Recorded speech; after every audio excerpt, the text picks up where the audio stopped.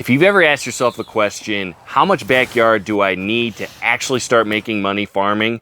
This video is going to help answer that question for you. Behind me are 20 no-dig beds that are going to bring in close to $15,000 in revenue for my farm by the end of this season. And by the end of this video, I'm going to show you how creating 20 no-dig beds in your backyard is going to generate at least $10,000 a year in profits for you. So let's get into it. Every crop that you see growing in front of me and behind me is planted in one 50 by 2.5 foot bed. This is your standard market garden style growing bed. And between this caterpillar tunnel and the one next to me, we've got a total of 20 no-dig beds, all at that size, which will add up to about 2,500 square feet of growing space. Then if you factor in 10 to 14 inch pathways in between and about a 3-foot perimeter around the whole space, you're looking at roughly 3,500 square feet of growing space to be able to make all this happen. And this is a great beginner size to work with because you can manage this with all hand labor really quickly. You're not going to be spending 12 hours a day doing this at all. It's really efficient at this scale, and you could set it up relatively easily with probably a week or a weekend of using wheelbarrows or renting a tractor to move the compost to set it all up. It's really not that hard to set up a farm of this size. So it's a great size to start making money doing this. Now let's break down the revenue numbers that I was talking about at the beginning of this video. So each one of these 50-foot beds should be able to grow at least 2 high profit crops a year, or 1 long season high profit crop a year. Each one of the short season crops should average $400 in revenue. Times 2 is $800 a bed, or 1 long season high profit crop should earn an average of $800 over the period of 3 to 4 months of growing season. Now let's go over 5 examples of what I'm talking about. So right here is a full bed of radishes. These are perfectly germinated, and I have no doubt we will get a yield of at least 150 bunches of radishes from this bed. If you charge $2.50 to $3 each for those radishes, you're looking at easily over $400 in revenue, hopefully closer to $450, 3 to 4 weeks after you seed these radishes, because radishes are mature in 21 days. So they are one of the most high profit crops out there to actually generate revenue for your business. And the fact that radishes mature in 21 to 30 days gives you ample time to be able to plant another crop after you plant your first crop. Here is an example of a long season crop, parsley. Parsley takes a long time to grow. It's at least 60 to 80 days to maturity after you transplant it, and it takes a really long time to grow in pots, but once you have it growing, it is phenomenally productive. This one bed will produce somewhere in the neighborhood of 300 to 400 bunches of parsley that we can sell for $2 to $3 each. So if you do the math on that, this bed can earn anywhere between $600 and $1,200 in revenue, depending on how you sell the crop. And the beautiful thing about parsley is it's incredibly cold hardy, so you could leave it at this stage late in the season and be harvesting it into November in almost any climate outside. So right beside me are 2 successions of my favorite long season crop, broccoli. One 50-foot bed of broccoli that's grown really well can produce over 200 pounds of broccoli if you leave it in the ground all season. Because what happens is it produces a really nice big head, and when it first matures, that can be anywhere from 1 to 2 pounds each. And then it will continue to produce these side shoots for weeks after that, where you'll get 10 to 30 pounds of side shoots a week for a really long period of time. This bed's been producing since early July, and we are in mid-August, so it only needs another 2 weeks or so before this whole bed will have earned $800 in revenue. And you can easily sell broccoli at $5 a pound. It's a lot easier to sell than things like kale, so we like to have as much broccoli as we possibly can on our farm. Okay, so right here, we are looking at the creme de la creme of high profit crops, which is salad mix, specifically Salanova lettuce salad mix. So one 50-foot bed of this crop can produce 80 pounds of lettuce mix in a period of 45 to 60 days in the ground. And if you sell that lettuce mix for $10 a pound retail, which is pretty easy to do, you're looking at $800 in revenue in about 2 months of time.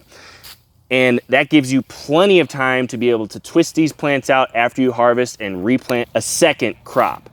So that's why this is the creme de la creme of high profit crops, because it earns about the same amount of money as a long season high profit crop in about half the time. So you could technically, if you wanted to just grow lettuce on these 20 beds, you could double the amount of revenue that I'm talking about in this video. But I just assume that most people don't have that big of a market for salad mix.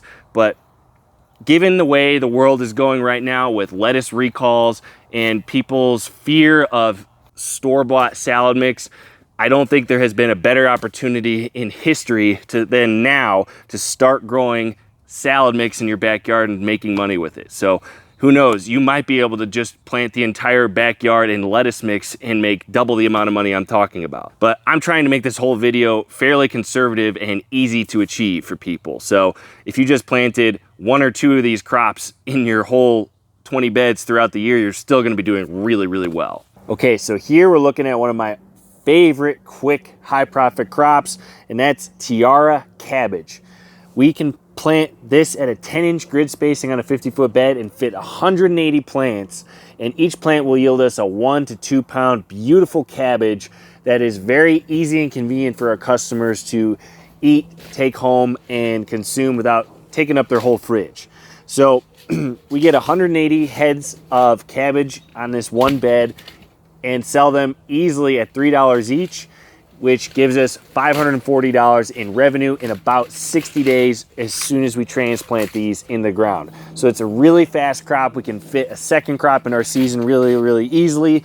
And one of the reasons why I love this particular variety is that we can fit so much on a bed, and it gives us at least 3 months to sell it after we produce the crop, which is nice because sometimes markets are volatile and we aren't able to sell the crop that we grow on the weekend that we're at a farmer's market because it was slow or something. So this gives us the flexibility to be able to sell it whenever we want. It works great in veggie boxes and all sorts of other fun stuff. So this produces an easy $500 in 60 days, which gives us time to grow a second cash crop in the same bed. If you're interested in a downloadable PDF document that actually walks you through how to set up a no-dig farm and a high profit crop list that actually is a list of the 20 high profit crops that I grow on my farm and the likely yields and revenues you can achieve on a 50-foot bed, you should totally grab my free backyard farm Launchpad at the link below, because it'll give you all the information I'm talking about in this video in a much more digestible format that you can print off and read at your leisure and have as a reference. So if that sounds interesting, grab that at the link below. Now, the key to making this entire system work on a really small scale is flipping beds and continuous planting and production of all the crops that you're growing. So these 6 beds that you see from here over to the end of this wall have all been flipped. So we had a spring crop in here that we have now flipped to the second crop of the year, which in this bed cilantro, and this bed is cabbage, this bed is celery.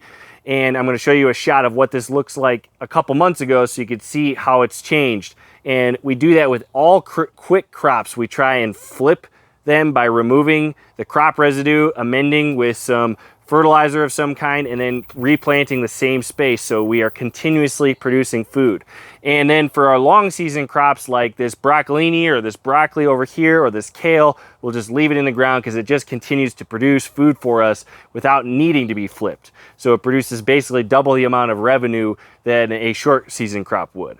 So that's the trick, is continuing to plant what I like to call the assembly line of food throughout all square footage of your growing space to keep it producing as long as possible within your growing season. And the way that I make the math easy for me to estimate what I can produce on a certain square footage is I just average the revenue for quick crops as $400 per crop and long season crops as $800 per crop. So that way I can easily estimate the rough revenue I can produce on a certain square footage of land. And that's going to come in handy for the land calculation I'm about to go over.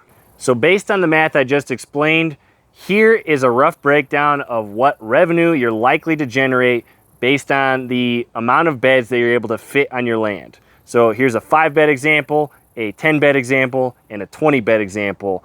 And the 20-bed is where we're getting the title for this video. So you'll notice the total for the 20-bed example is $16,000 in revenue.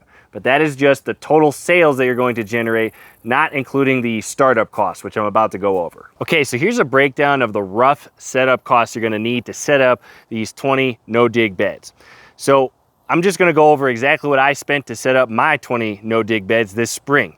And I bought 46 cubic yards of high quality compost, which was $60 a yard delivered to me, which puts my starting setup costs at around $2,800. Then we spent $500 on renting a tractor for a week to save a ton on labor and our backs on moving the compost into wheelbarrows. So all we got to do is the final wheelbarrow movement into the beds. Then I spent about $250 in paid labor to help me do that, paying somebody $20 an hour to help me with that. And then I spent $250 on some cardboard paper to block light from reaching the plants. If I had to do this over again, I definitely would have used cardboard rolls because there's a lot thicker paper there to block light from reaching the undergrowth of stuff like bindweed and grass that I might be growing.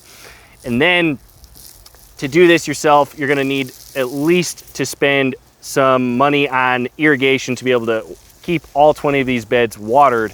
And to do that, you're gonna need to spend another $250 or so on a 4 wobbler sprinkler setup from Never Sink Farm Tools called the Aquifer. That's what we use on my farm for most of our field, and it will work great to irrigate this entire 3,200 square foot space. You could also look into the Sumi Soaker system, which will definitely have some kind of option to irrigate that square footage. I haven't tried it myself yet, but I've heard really good things, so it's probably worth looking into getting really even watering. But you need some kind of irrigation system to be able to sprinkle all 20 of these beds really easily and basically mimic rain. Once you got that, you should be able to start actually growing and turning this into a revenue source. To be completely honest, this is not the entire cost it's going to take to start a backyard farm. I have a whole video on that where I go over fencing, tools, wash pack setup, all of the bare minimum basics you're going to need to start this business.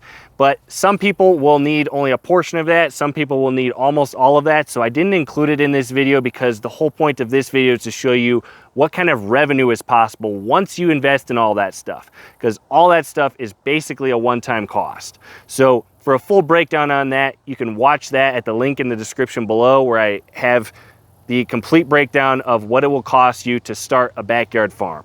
Then once you invest in all the material to create your no-dig beds and your irrigation, you're still going to need your input costs, which are going to be ongoing every single year to be able to continue this business, but it's very minimal when you look at the grand scheme of things. So you're gonna need to spend about $500 on seed.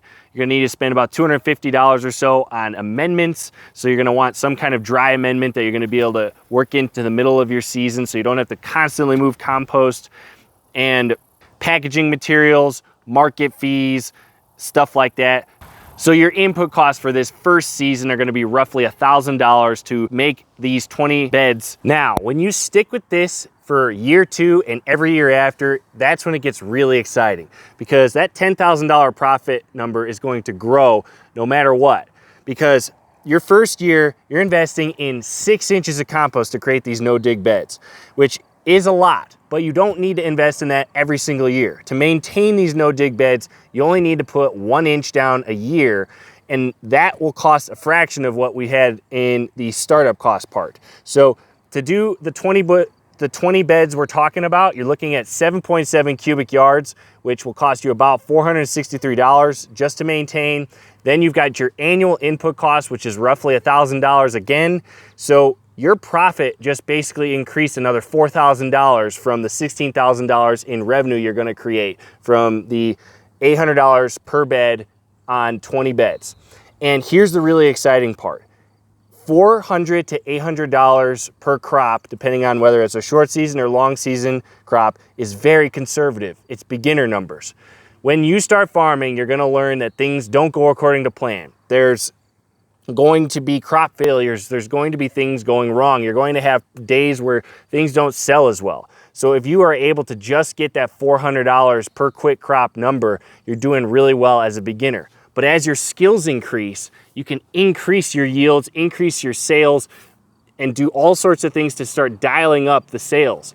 Especially if you start to focus on the incredibly high profitable crops like salad mix, like we talked about.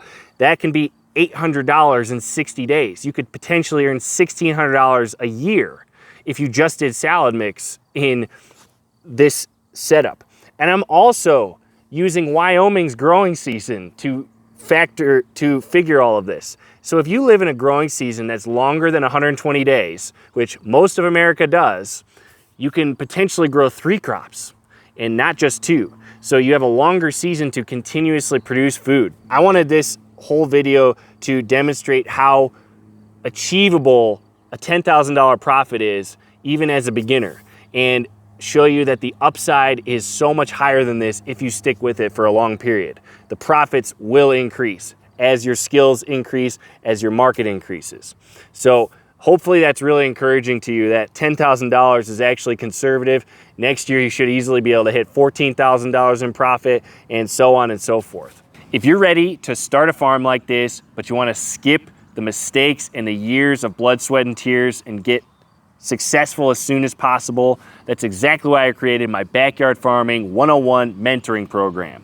In the program, we go over everything you need to know to start a farm like this successfully, including no-dig farm setup, succession crop planning, plant propagation, sales and marketing, irrigation, everything you need to know to make your business successful first year. And we have weekly support calls where you can get on a call with me and other community members, and we can help coach you fit all this information for your exact context and customize it for your situation so you can have the success as soon as humanly possible.